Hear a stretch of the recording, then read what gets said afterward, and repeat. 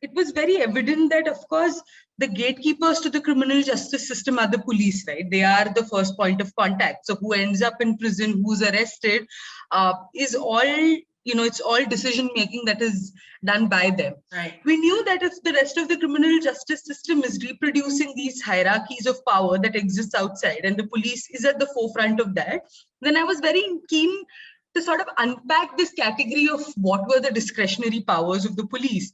And in India, a lot of critique of the criminal justice system has been predominantly that it's a colonial body. We really like sort of singularly placing identifying the root of our problems to be the British, which they are.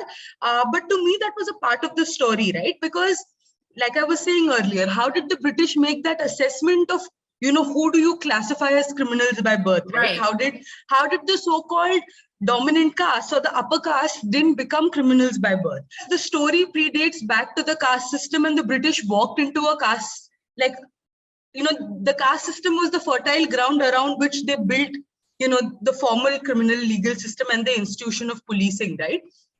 So looking at the police and looking at the sort of entry point to the criminal justice system, it became very, very evident to me that actually, in India, so much of a lot of the conversations around saying that, police violence, we need to reform the police, and, we need to create checks and balances around the police.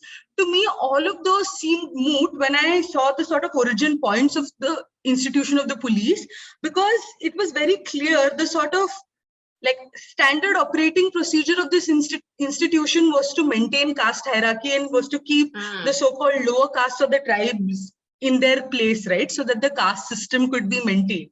So to me, it was just absurd that we were talking about reforming the police, because to me, it sounded like we were saying, hey, let us see what the reform version of the caste system looks like. Right? The way that the police carries out surveillance, the way that certain people are tailed, the way that certain people are deemed to be hereditary criminals.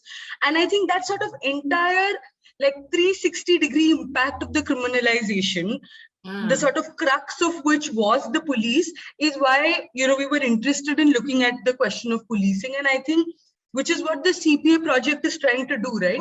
Of course, we are talking about policing accountability, and we're talking about saying that, we need a more accountable system, but very fundamentally, at the heart of it, we're saying that it's a casteist system.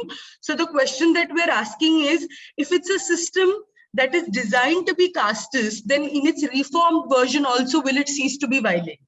I see. I see. So that is the sort of